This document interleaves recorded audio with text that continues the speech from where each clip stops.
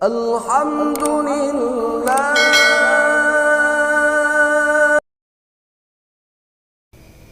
Assalamualaikum warahmatullahi wabarakatuh.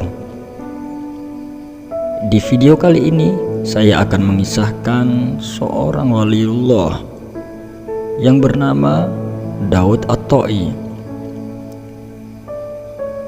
Abu Daud bin Sulaiman Nusair At-Ta'i dari Kufah diaku sebagai seorang berpengetahuan penting, murid dari Abu Hanifah.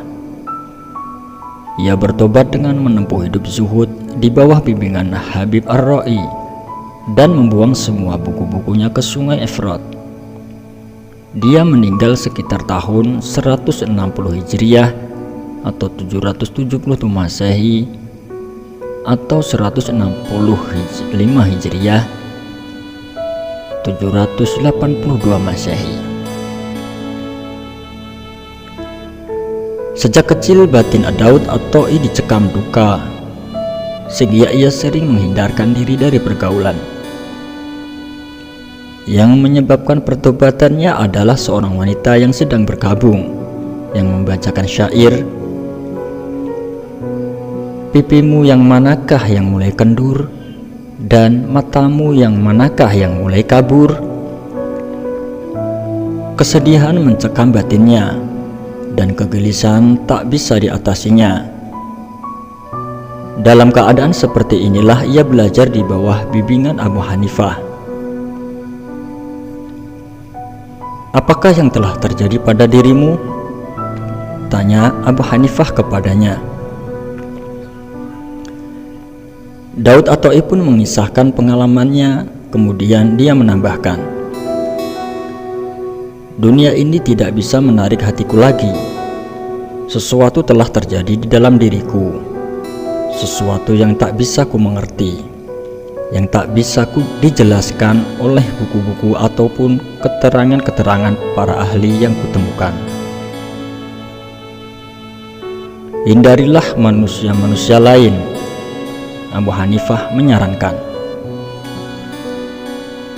Maka Daud At-Ta'i berpaling dari manusia-manusia lain dan mengucilkan diri di dalam rumahnya.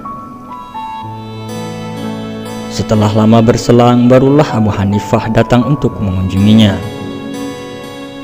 Wah, caranya bukan dengan bersembunyi di dalam rumah tanpa mengucapkan sepatah kata pun juga. Yang harus engkau lakukan adalah duduk di kaki para imam dan mendengarkan ajaran-ajaran mulia yang mereka kemukakan. Tanpa mengucapkan sepatah kata jua pun engkau harus mengingat segala sesuatu yang mereka kemukakan itu. Dengan berbuat demikian engkau akan lebih memahami masalah-masalah yang mereka perbincangkan itu daripada mereka sendiri. Setelah menyadari maksud dari kata-kata Abu Hanifah itu, Daud At-Ta'i kembali mengikuti pelajaran-pelajarannya. Setahun lamanya ia duduk di kaki para imam tanpa mengucapkan sepatah kata, menerima keterangan-keterangan mereka dengan tekun, dan cukup dengan mendengarkan saja tanpa memberi atau mengajukan tanggapan. Setelah berakhir masa setahun itu, Daud berkata, "Ketekunanku dalam setahun itu adalah sama dengan 30 tahun bekerja keras." Kemudian ia bertemu dengan Habib Ar-Ra'i yang membawanya ke jalan para sufi. Jalan ini ditempuhnya dengan tawakal. Buku-buku yang dimilikinya dibuang ke dalam sungai. Kemudian ia mengasingkan diri dan membuang segala harapan dari manusia-manusia lain. Daud menerima uang sebanyak 20 dinar sebagai warisan. Jumlah ini dihabiskannya dalam waktu 20 tahun. Beberapa orang syekh mencela perbuatannya itu. Di atas jalan ini, kita harus memberi, bukan menabung untuk diri sendiri, kata mereka. Dengan uang sebanyak ini aku dapat menenangkan diriku sendiri. Uang sebanyak ini cukup bagi diriku hingga mati nanti, jelas Daud At-Ta'i. Daud At-Ta'i menjalani kehidupan yang sedemikian prihatin sehingga untuk makanannya ia sering mencelupkan roti ke dalam air, kemudian mereguk air itu sambil berdalih, "Sebelum memakan roti ini, aku masih sempat membaca 50 ayat Al-Quran. Mengapa harus kusia-siakan hidupku ini?" Abu Bakar bin Iyasy meriwayatkan, "Pada suatu ketika, aku masuk ke dalam kamar Daud At-Ta'i. Kulihat ia sedang memegang sepotong roti kering dan menangis. 'Apa yang telah terjadi, Daud At-Ta'i?' tanyaku. Daud menjawab, 'Aku hendak memakan roti ini, tetapi aku tidak tahu apakah roti ini halal atau tidak.' Yang lain meriwayatkan, "Aku pergi ke rumah Daud At-Ta'i dan kulihat satu kendi air sedang terjemur di terik matahari. Aku bertanya kepadanya, 'Mengapakah engkau tidak menaruh kendi air itu di tempat yang teduh?' Daud At-Ta'i menjawab,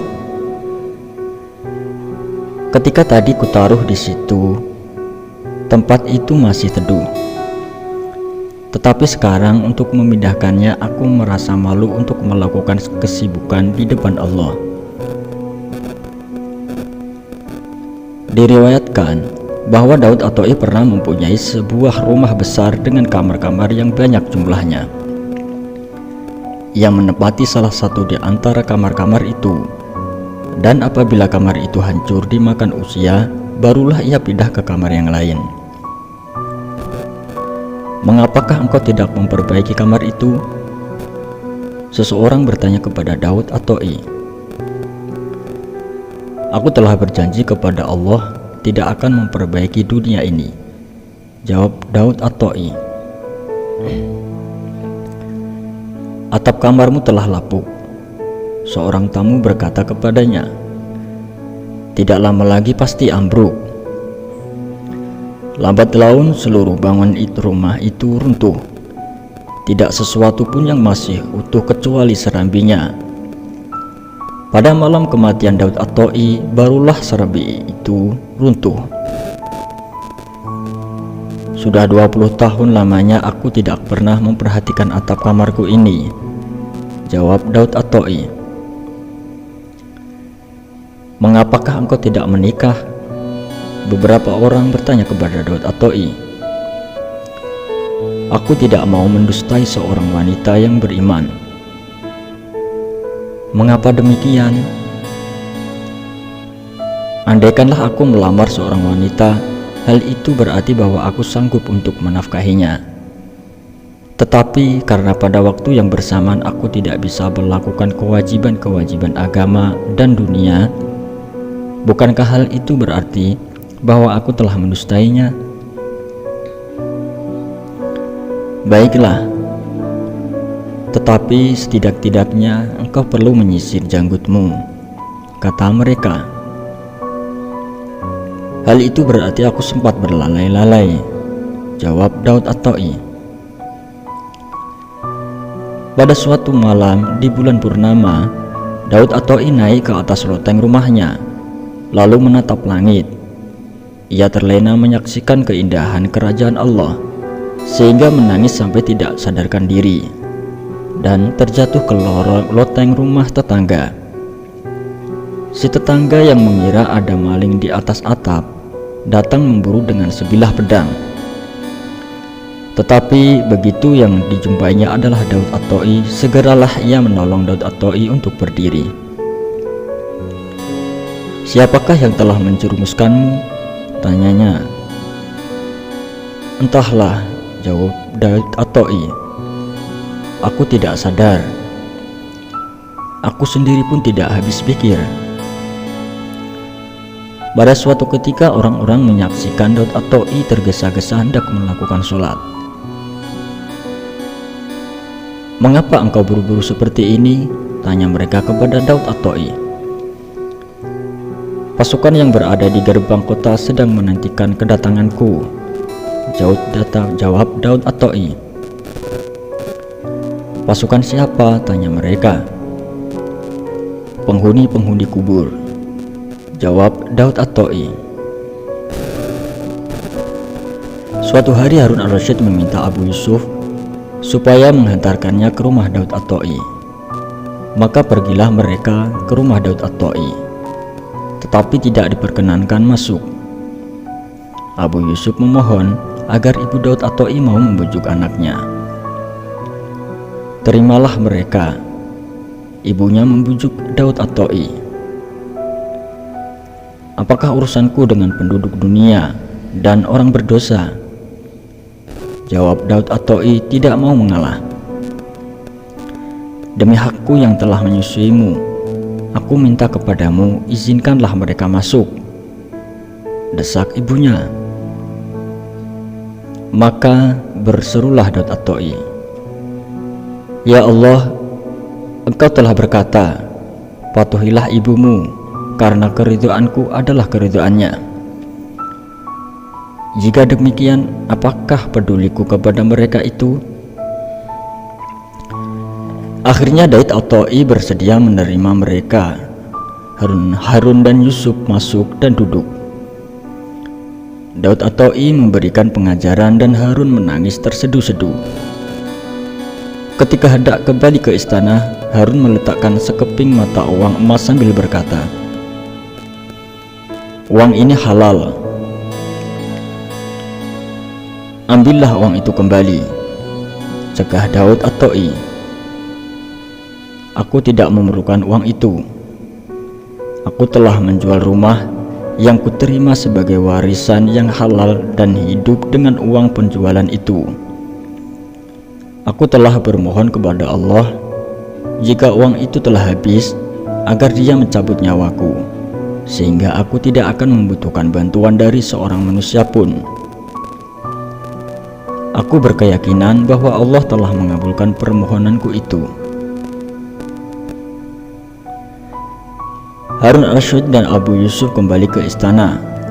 Kemudian Abu Yusuf mendatangi orang yang diamanahi uang itu oleh Daud At-Ta'i dan bertanya, "Masih berapakah uang Daud At-Ta'i yang tersisa?" "2 dirham," jawab orang itu. Setiap hari Daud At-Ta'i membelanjakan 1 sen uang perak. Abu Yusuf membuat perhitungan.